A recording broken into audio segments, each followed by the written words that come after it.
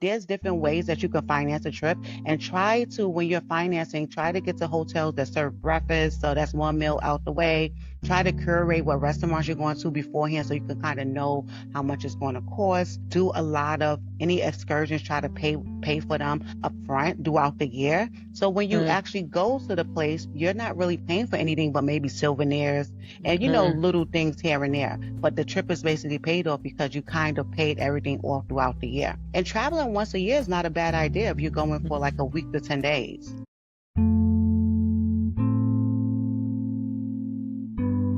Hey there, friends. Welcome back to Life Over 40. I'm your host, Jesse, and today's episode is all about something many of us dream of, and honestly, we deserve travel. But not just any travel, but what it's like to travel over 40 and how to go about relocating to another country. This kind of conversation is something for those of you that has had something on your soul or your spirit that you're like, I just want to see what else is out there. And I'm super excited to have this conversation with Cathy Mallebranche. We've actually known each other. Do you know it's almost been probably 20 years at this Yeah, point? 20. Yeah. 20 years we've known each other. And so she's traveled solo. She's also traveled in groups. And at this point, she's also going to be relocating as well. So this is going to be a really great conversation. So I want to have this chat. So pull up, get your notes, dig into the conversation we're going to be having today. So thank you so very much for being a guest today. You're welcome. Thank you for having me, Jesse. I appreciate it. So I would love to first start out with some people that have this perception, and I would love for you to answer this, that they think that you can't really travel by yourself. If someone says that, what would you want to tell them? First and foremost, I don't think it's true. Obviously, you're going to do research with the safety and regulations in the country that you're going to, because obviously there are some countries that might be dangerous for solo traveling, especially for a woman. But you have to do your research. And I say also before you actually go, kind of scope the scene out, do social media, do reviews, do your due diligence to kind of like research obviously before. But solo traveling is definitely doable. And I've been to a lot of countries actually solo traveling. I would say for the last 5 years, most of my travels, 95% of them have been solo. Wow. So how many places have you gone? Overall, Yeah. definitely over 20 countries. I don't count. I know people do something like where they count. I don't Yeah. count. I just go. Okay. But I've traveled the world so far. Awesome. That is so admirable. I just applaud you for that because so many people don't. And I think this is fascinating. And I would love for, I'm going to let you share a little bit about yourself, but I feel as if there can be this stigma about Americans not traveling abroad. I mean, it can be very common that people don't actually travel abroad, where I find that going to 20 different places, like, I think that that's amazing because I feel that on the reverse side, if you have people that come from abroad anywhere else, it's almost expected when you come from a certain social economic class that you go out and see the world. Where here you can have money on money on money and you still just like, oh, I'm just going to stay in the state of Texas. Like Yeah. there's so much out there. What actually fuels you to go and see all of these different places? Okay, well, two things about what you said. One being, now that I've traveled the world, and I get a lot of that, like Americans don't travel. And I used to think it was crazy when people say, I'm like, really? But once I've traveled, I see there's not a lot of Americans Mm-mm. abroad. It's usually Europeans, even Yep. Africans travel quite a lot. Yep. And so we don't travel, and I didn't get it. And I'm like, why is that? But I realize now, I just recently it clicked. I'm like, America has a lot of everything. Like we Mm. have beaches, we have like the Midwest with like, cattle, we have Miami, we're right next to the Caribbean, we have New York for vibes, Vegas for vibes, we Mm. got Cali, for hiking and surfing, we have Hawaii, like we have Puerto Rico, we have so much Mhm. that we could just bounce around this continent of ours, North America, and this country of ours, United States, and Yeah. not feel like we're missing anything because we kind of have vibes, different vibes and Yeah. aesthetics in different places. And it gives like the Grand Canyon, and like you can get everything you want here. So I Yes. kind of get it because I also know people who are wealthy that live in the United States and they actually haven't traveled as much as I Mm. have. Yeah. So with that said, I kind of get why people get stuck here and they don't travel. The second part of that is like for me, once I actually start seeing the world, I was just like it really did something to my soul to kind of see Yes. like different. I mean, I come from New York, so I'm in a melting pot, but it's different when you actually go into those people's environments and kind of see it. And I was like in a state of humble. I was just Mhm. humble for some places because some people don't have. And then Mm. I was in a state of gratitude at the same time to be able to see and have the privilege to travel the world. And it's good that I like that how you broke it down about we have all these different aesthetics and all of in the United States. Like literally if you but there's still some people that don't even leave outside of their states. And just like there's so much to see out there.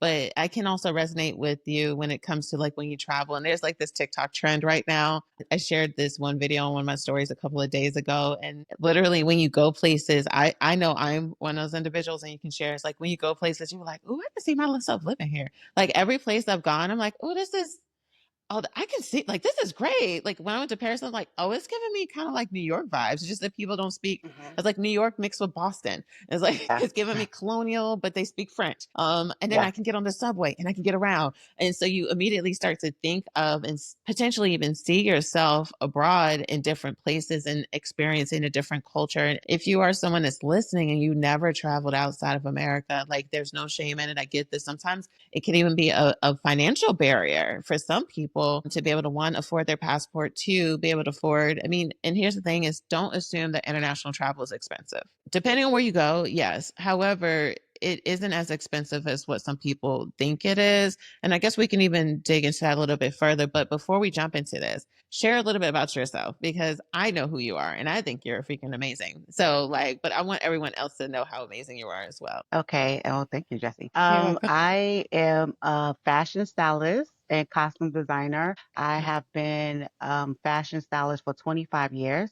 I started in 2000. So here we are, 25 years later. First, Yeah. one of my first jobs was with like Britney Spears and Destiny's Child and the Jonas Brothers. I started in music.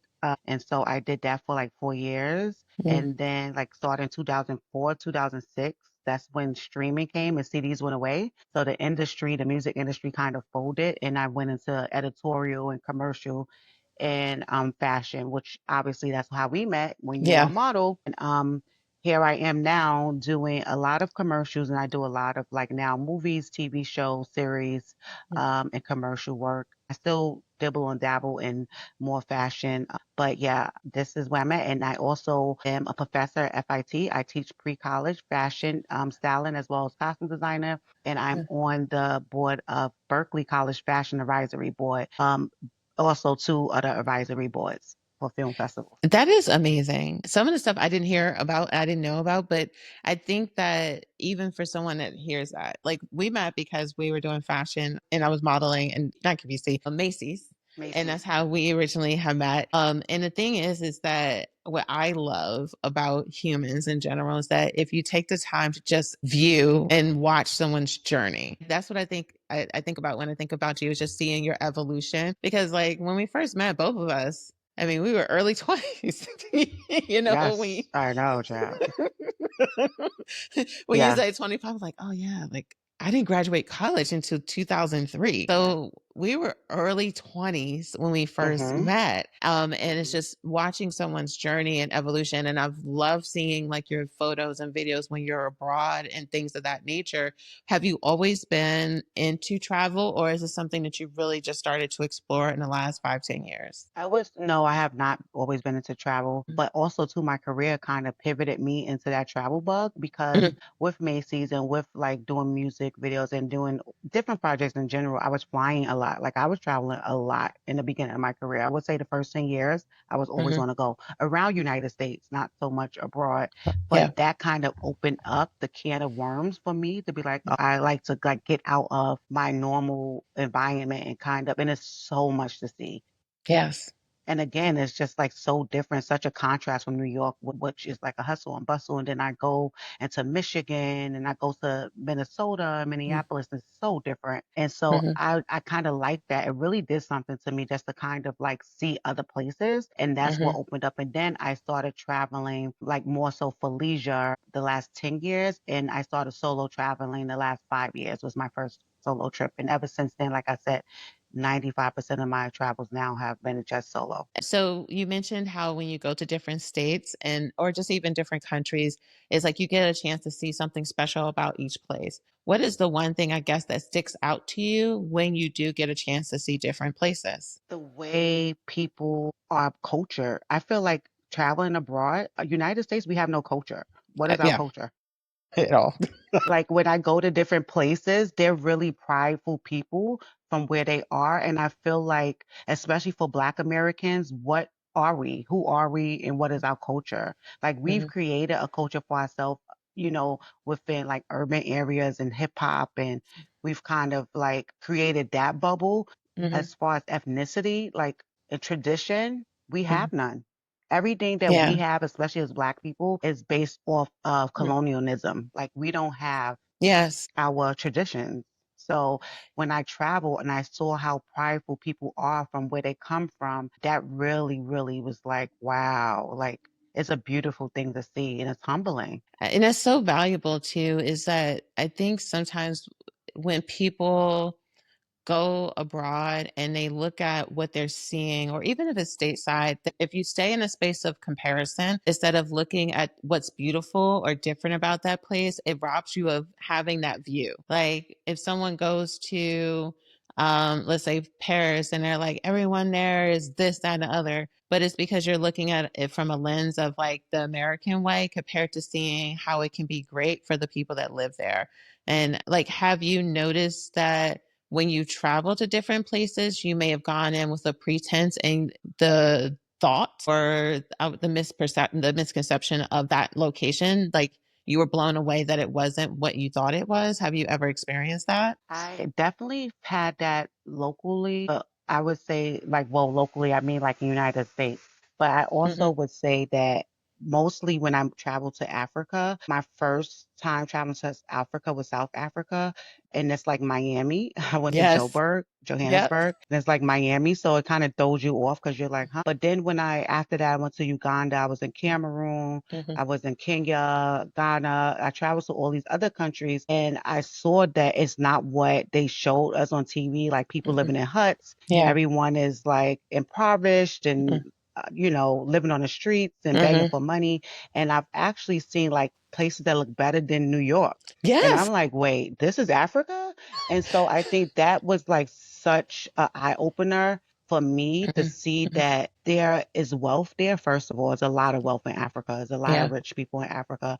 Yeah. There's a lot of beautiful, aesthetically looking places in Africa, beautiful places to eat and dine, and hotels are like 5 star. Like Hmm. just to see, obviously there is a lot of poverty in areas, but it's poverty here in New York. I go to 34th Street and the whole 8th Avenue is a whole bunch of homeless people. Exactly. So, it's all the same difference, right?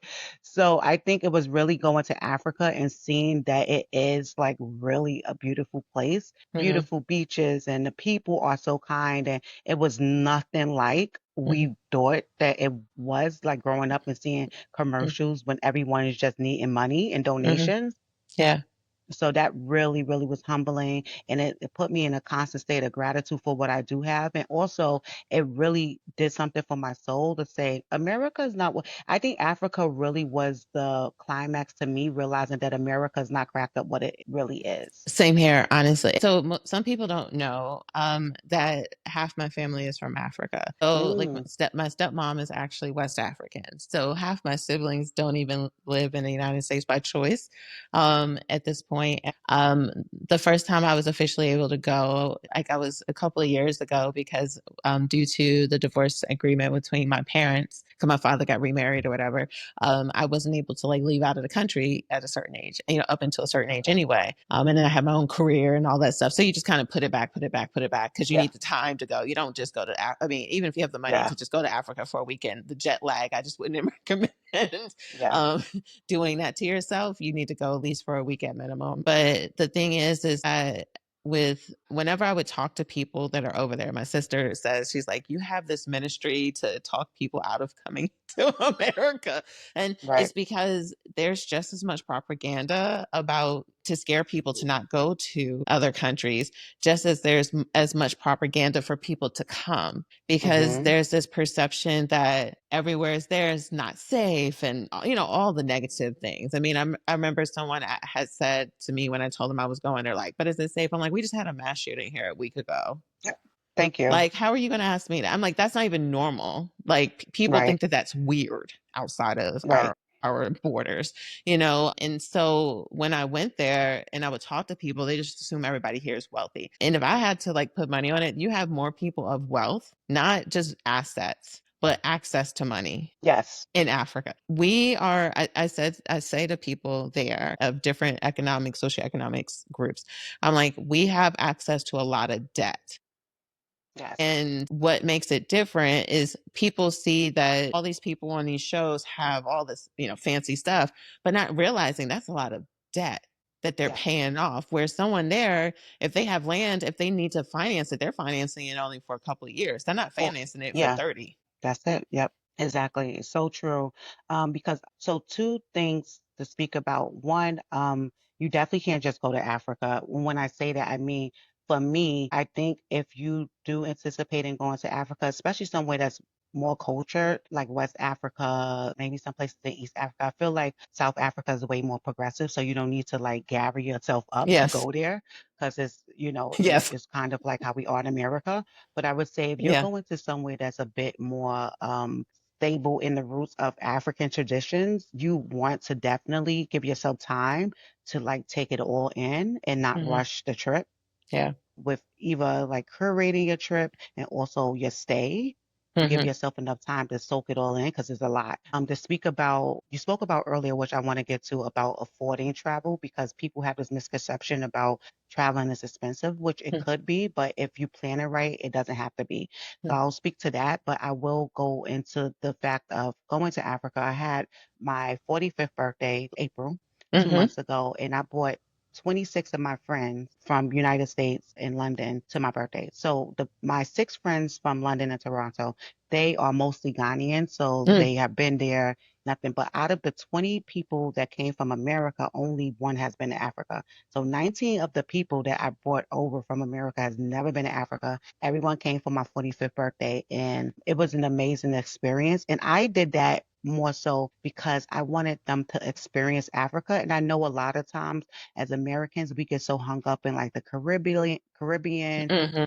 I know some friends who literally they vacation every time they go on vacation is to the Caribbean to the beach. Like they Hmm. think the beach is the only indoor. Like not everyone wants to go somewhere where they have to be immersed themselves in culture. I get it, but Yeah. to spend like your 15 years of vacation life just white sand and water, which is great. But I Yeah. feel like if you're going to spend money, also go to places that you can like get some type of insight from. Hmm. And so that's why I wanted my family and friends to come to Ghana because I wanted them to experience why I love it so much, and I just wanted people to experience the motherland. Yes. And like a lot of my friends end up extending their trip because they didn't even want to leave. And It it gets really was you an in a eye chokehold. opener. Yeah.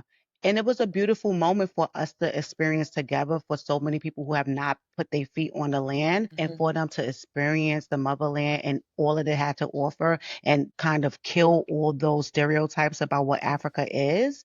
Hmm. And everybody's already like, what's the next trip? Which I think I'm going to do next year in Kenya for I have to everyone. connect But you with yeah, somebody. I have to connect you with somebody too. There's somebody I was at and then you can share the other thoughts. There's someone I met at a wedding engagement party, and she's from Ghana. And every year in December, she organizes and coordinates a trip for Americans to come to Ghana to have the experience. And so I will definitely connect you with her. So when you were yes, sharing that, I'll definitely. make sure, just because it's always good to have those travel guide kind of connections. Definitely. Well, I'm actually going to start to curate my own traveling business as well because I got so much good feedback. Like the Yeah. trip that I curated like was seamless. I got so much feedback. Like my friends went and their coworkers are now like, I want to come. So I have also people who now want me to curate trips for them. And it's just like, and this is what I wanted. I wanted Yeah. people to be able to see it for themselves and go back and run and tell Yeah. everyone because we Yeah. need to bridge that gap and we need to get back to the motherland. Like I know like Hmm. Europe is beautiful. And even then I used to travel around Europe like it was no one's business. I still do. London is like a second home to me. I'm in Paris quite a few times a year as well. So I'm always in Europe. I'm usually in London, Paris, and Ghana almost the same amount. Because those are like my second home. But I've traveled around so many countries in Europe. And then when I got to Africa, I was like, Africa has everything Europe has. Yep. Like it has good beaches, great restaurants, good scenic. Like if you go to Cape Town, that looks like Greece. It You go does. to Tanzania, it looks like the Caribbean. Like, why am I like so then when I realized that Africa is the biggest continent, first of all. Hmm. And then when I realized that Africa has so much to offer and it's the same, like I think of America, you can go to different places and different aesthetics, different vibes, different environments. I'm like, I would rather pour in to people who look like me Hmm. and go and explore those countries first than Hmm. anywhere else. And so I found myself being in different countries more in Africa than anywhere else, where it was 10 years ago was me popping over to so many countries in Europe, which I still love Europe. Don't Yeah, get it me has its wrong, place. Yeah. but I just feel like if I would have the support, I would rather me start there first at the motherland. And so tag team on the conversation about the affordability because some people might be like, "Oh my gosh, that sounds so a lot of travel," but like how to afford, and we don't have to go into specifics, but I think that there can be this thought process that every trip is going to cost $4 or $5,000. That is, in my experience, Right. furthest than the truth. So let's talk about the cost. Well, my trips cost a lot. My trips cost a Oh, lot you're of a money because luxury I don't. traveler.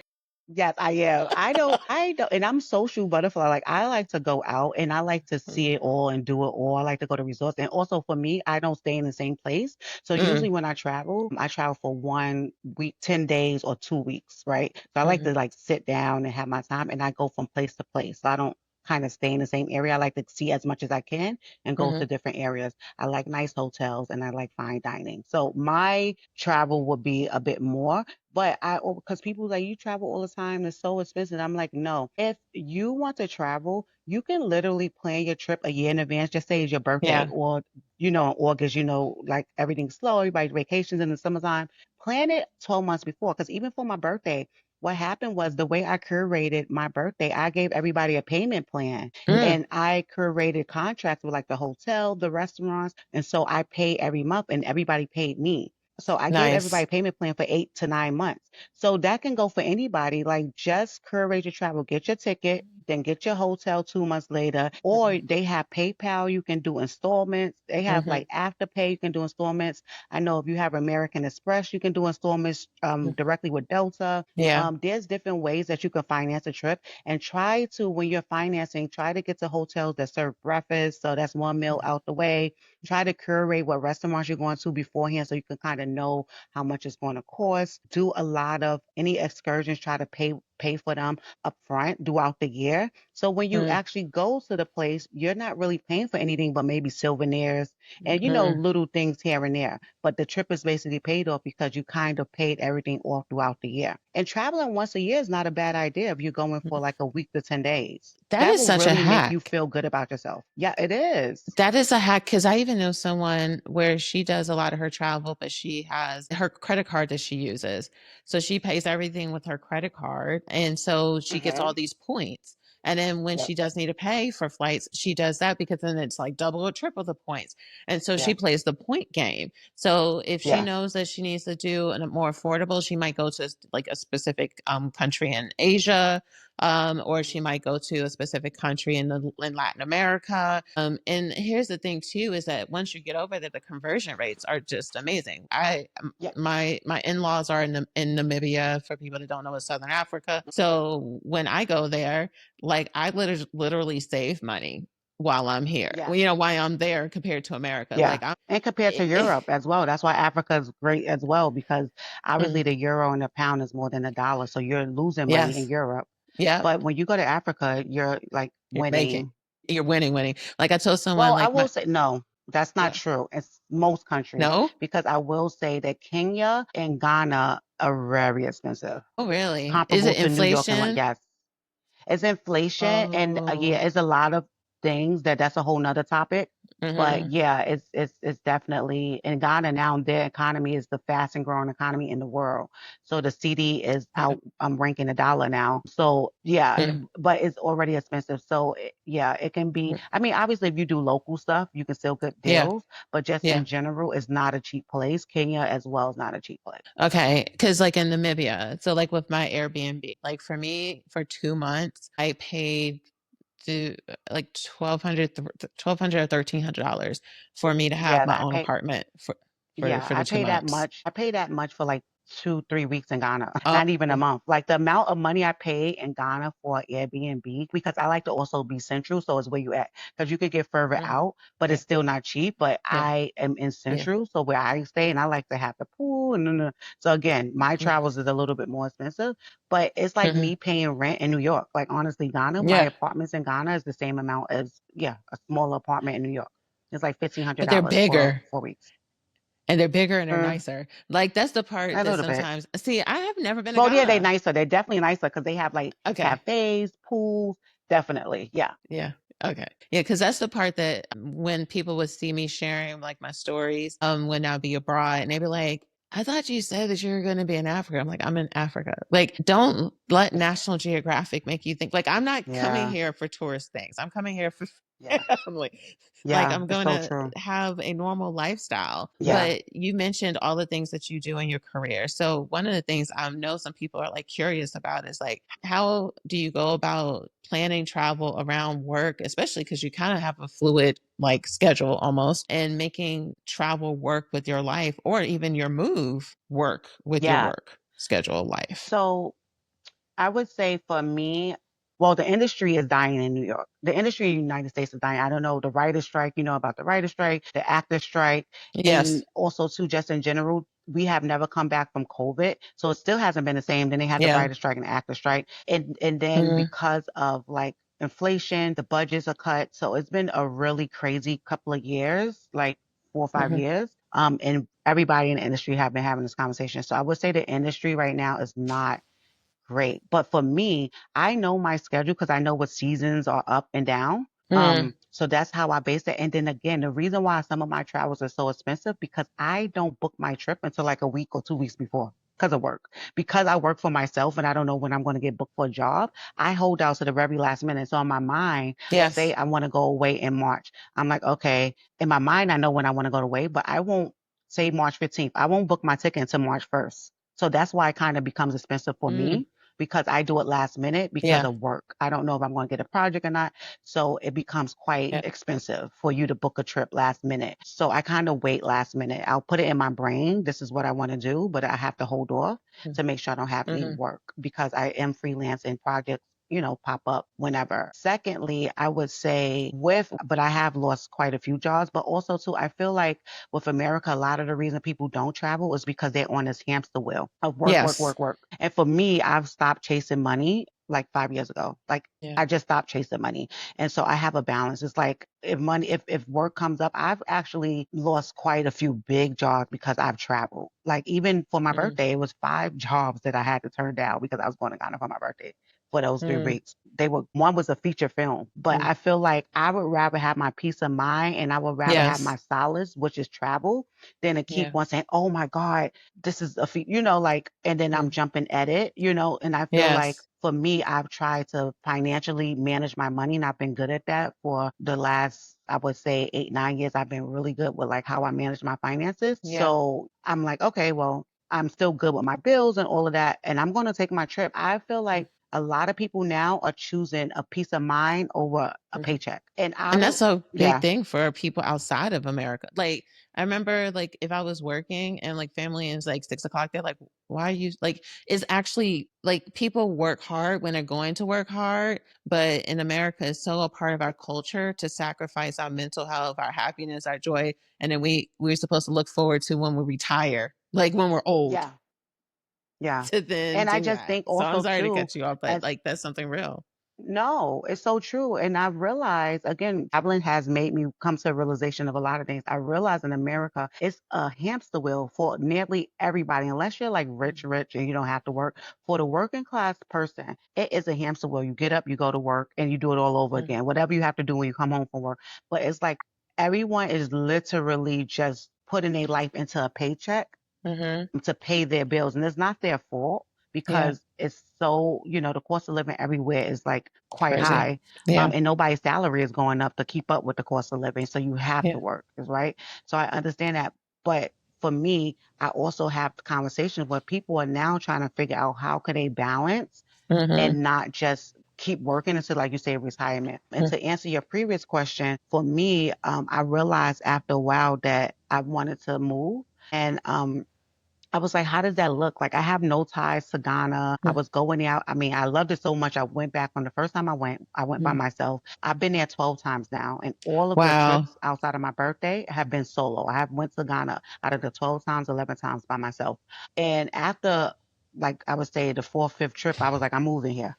And now I kind of put it on the back burner. I always knew I wanted to move, but I was like, how can I make a living? Because that's the biggest thing. I think when you're Mhm. moving to another Yes. country, especially being self-employed like myself, it's not like you're going and you coming from a 9 to 5 and you're trying to find similar, companies that you can go work at. I work for myself. So how can Yeah. I create a space for myself in an unknown land? They really don't, this industry in that land is not like prominent. Right. Mhm. And so how can I figure it out? And so what I did was I researched the who's who in Ghana and like entertainment, music, fashion. I sat back, I researched for 8 months, and I reached out to like at least 30 people that was the who's who in these industries. And I took Uh, meetings with them and I'm like, this is what I want to do. And I'm trying to create like a creative academy and I want to do workshops and oh my it gosh. has led me to some amazing relationships and everything is blossoming. Like I'm about to do my first movie there. I did my first workshop, my fashion workshop in Yeah. January. I'm actually about to speak on a panel at NYU in July with the biggest blog in Ghana, along with some media marketing people from Ghana that's going to be at NYU. They asked me to come speak. So I've now created this space where things are up and running. It is not monetizing right now, But it's fun but that when you're I laying the start to do groundwork. Yeah. yes, and when I start doing the movies and I'll be costume designing, that will actually be, I'll be paid Yeah. for that. But I'm going to just create a life there. So it's scary, but if it doesn't scare you, then it's not big enough. No. Oh, that's so exciting. Like that is awesome. And I think even if you look at down the road, even building relationships in Joburg, because I feel like a lot of the movies that are coming from the continent that are popular esque or on Netflix esque kind of stage, they're either being done in Nigeria Nigeria. or Cape Town or Joburg, Yep. and then also that are in Ghana. Like even think about the young, rich, and African. I Yeah. was like, whoa, Yeah. like But see, I was like, the Netflix thing got about that. South Africa that's different in Nigeria is they already created that space. Ghana has not. Right. So So you're that going to be a space is thought already leader. there. Right. Exactly. So that space is already there. And honestly, I don't want to be in South Africa because it's so far. I like South Africa. And I Mhm. actually would love to move to South Africa, but it's so far, 18-hour flight from New York. Because the Oh, thing is, when I move to Ghana, yeah. I'm still keeping my place in New York. And I have a couple Okay. of big projects that I do every year that I'll come back for in Yeah. New York. So I'll still be between both places and South Africa is way too Mm, far. Not that I wouldn't do a project. And I actually am already in contact with some big brands in South Africa to collaborate down the line mhm, in Ghana. So I'll still have mhm, some things going on there, but to plant my seeds there, I don't want to for a number of reasons. And one mm, being that that's already established industry there. mm, mhm, Whereas like now Ghana's up and coming. Idris Elba is building his studio in Ghana. The UAE, the Middle East, Dubai, they're building a studio in Ghana now. So it's blossoming. It's not there. oh, Nigeria has Netflix girl, my already. Yeah, it's already established in those mm, places. And I want to be part of the what's happening in blossoming of the Ghana. industry. Yeah. Yeah. My heart is just like fluttering for you. Like I'm so happy for you. That Thank is you. so amazing. I'm excited. And like I think it's all about that intentionality because one of my goals, I just renewed my lease, but at my apartment, but I was like, you know what? I'm gonna really go hard at figuring out how I'm going to leverage. So when I do move Well, out, come with me. I'm trying to get everybody who gotta go. Half of I my friends are like, when you go, we're right behind you. I'm like, all right. I'm down. Everybody, like with everything going on, everybody's like, Jesse, when we going? like No, on listen. this. When my friends came for my birthday, half of them are already. When they're actually coming back because they want Mm, to do their immigrate like citizenship. yes, So yeah. like four of my friends want to like start doing their citizenship. You know, Ghana is Yeah. like very welcoming to the diaspora. Yeah, It's not an easy process, but it is easier than other Yeah. countries. Yeah. And so there's quite a few of my friends who want to do it, and I'm going to help them. I've already laid the groundwork for my citizenship. I've done my Ghana card. I've got my Yeah. bank accounts with my business now. I'm looking for a place now to buy. Uh-huh. And once you do real estate there, it's easier for you as well because you're investing into the land. So Don't yeah, threaten me yeah, with a good time. So yeah. So we're going to talk yeah, it's offline about that. I'm like, don't threaten me with a way out and then because I also was looking at too. Lisbon too. No, you should. No, and it's also, I don't know, like maybe in Namibia where you're going with your family, you should think Mm, about buying, like, even if it's not, because people always say buy land, but mm, if you're not a person who can actually build on, like, you can buy mhm, land. Don't get me wrong, you should buy land if you can, mhm. but building is not easy because even in Africa, there's a lot of like what I can say corruption in a way that Yes. you'll give someone money to build and they won't do it. And so, Yeah. unless you're like sitting in front of them and you're actually on the land where you Hmm. can go every day and see the project, I would not tell you to build. I would tell you to buy just something that's Yes. already built, you know, obviously that's new. And so that's easier. But if people can invest, especially in like the places that you know will get a lot of tourism and you can do Airbnbs, like well, I Hmm. know what I pay when I go to Ghana. So I know for a fact that the Airbnb is thriving, you know, Yeah. like in Ghana, Accra. Like Yeah. I can make a lot of money, you know, when I'm not there, whatever the Yeah. case may be. So I think that's the thing as well to think about investing in real estate in Africa. Yeah, a lot of people are doing. I know you see Khalees, she's now in Kenya. Love that. Yes. Yeah, Earn Your Leisure is building in Ghana now. Yep. They're building, and they're also going to Rwanda. And I know one of the guys, me and him, I actually met with him for one of the places in Ghana that they're building. So I'll be talking to him about that. But yeah, it's like a lot going on, and people need to think outside the box. And last but least, I will say that because of the political climate that we're in, Hmm. this is the best time to travel and expand your horizons if you never traveled before. See what's out there, see what Hmm. the world has to offer, and think about a plan B. A lot of Yes. my friends who are like, they come from immigrant families such as like the Caribbean, Africa, Latin America, Central America, Costa Rica, like different places. A Hmm. lot of them are now trying to get their dual citizenship. And I Yes. would say if you have the opportunity to do it, then you know, I don't want to make this conversation heavier than it needs to be, but I'm just saying if you have the opportunity to do it, you should do it. And Hmm. if you're unsure, I would just say start traveling now if you can, and definitely see what's out there. And there's a lot of countries that are welcoming, especially to Black America, even in Europe, Yes. such as Portugal. Yes. Portugal is very diverse, Yes. beautiful place. London, very diverse, Mm-hmm. great place. Paris, you know, so Yeah. there's so many other places that you can feel comfortable. It's not too far from what you know in America. Mm-hmm. People should start like really broadening horizons and travel. 100%. And I think it's important to do the dual citizens. I mean, because like my siblings, if I have to say I'm ever jealous of anything, I'm definitely as jealous as the fact that all of them have at least three citizenships. Because yeah, because they American, but then also Gambian because of that, and then because of my grandmother, my stepmom's mom is Dutch, so they also have Oh, the the yes, Dutch. and Hmm. yep. But then because my sister married a Namibian, she actually has a fourth one. Oh, So okay. she has the one through that. So you need to have those options available. And I love the tips that you have provided. And I just ultimately wanted this conversation to just spark a little bit of interest. Like I saw someone on TikTok the other day was like, I'd rather live where I know that how people feel about me. And I'm just like, oh my gosh, I'm glad I don't have friends like that. Because like there's so much That's more so to see. funny. It's so. Can I tell you a interesting thing now that you said that? But 3 years ago, I was going to move. I live in Brooklyn, and I was going to yes. move from Brooklyn and buy a place, a condo in Westchester. Hmm. Um, and this was right after the pandemic. And I said, oh, instead of like buying a place and me just having to pay mortgage and maintenance, and how about I spend that money traveling every other month? I would Hmm. rather travel and use that money versus me buy a place and look at the four walls because I have to pay my mortgage. And I Yeah. decided not to buy. Yeah. And I decided to travel the world. And I don't regret it. I wouldn't like that's and it's amazing. Like to just be able to, I think there's so much value in being able to see other people cultures, to experience things, to also see what is real life. I think there's so much value in that. And it allows for you to put yourself in other people's shoes. Like, and it's Yeah. so valuable. And I would like for you to share for people, how can they connect with you to learn more about you and also just to watch your journey? Yeah, and then hit me up if you want to come to Ghana. I'm now doing Style by Cat. I have the Style Group, which is a company that I just founded, and everything under the Style Group is affiliated with Ghana. So I do events, I do workshops. I'm also a sponsor with one of the charities there. So you can reach me at Instagram. That's at Style by Cat. That's STYLEDBYCAT. Style by Cat. Also to my I think that would be the best place to reach me will be Okay. on social media on Instagram. And definitely I'm such a open person.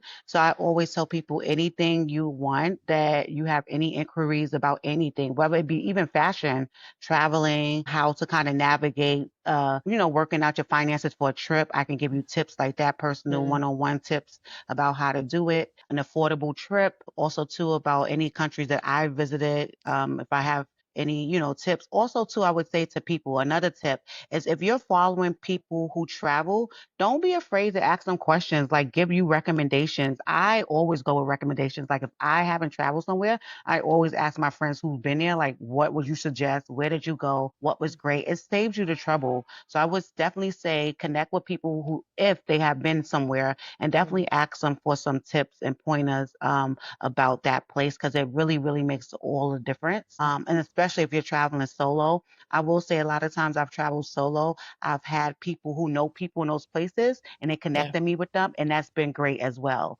to kind of Hmm. connect with people who are there. You might not know them, but Hmm. every experience I've ever had in a country that I went to solo and they connected me with someone, they Hmm. have become family. And it was a blessing to have Hmm. someone who was on the ground that could kind of help me navigate certain spaces. So don't be afraid to connect with people that you might not have met. And then lastly, for people who travel solo, they still do have travel groups for solo travelers and you Yeah. can go in a group. So if you Yeah. really want to go and you're like apprehensive about traveling by yourself, find different groups. Again, I can recommend some if you send me a DM and I can Okay. tell you about some. But yeah, they have definitely groups that you can travel with as a solo travel. Awesome. This has been so valuable. I'm personally really excited, and we're going to have to touch base offline about this even more because I am, this has been on my radar personally. And I totally was like, oh, I know that she travels a lot, but like you have just lit some fire underneath me for just like the personal journey that I'm also going through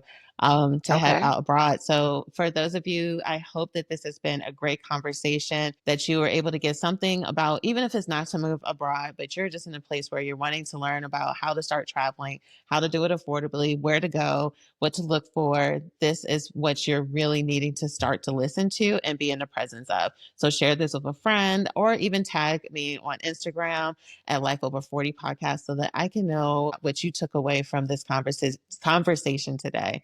All right. Until next time, enjoy.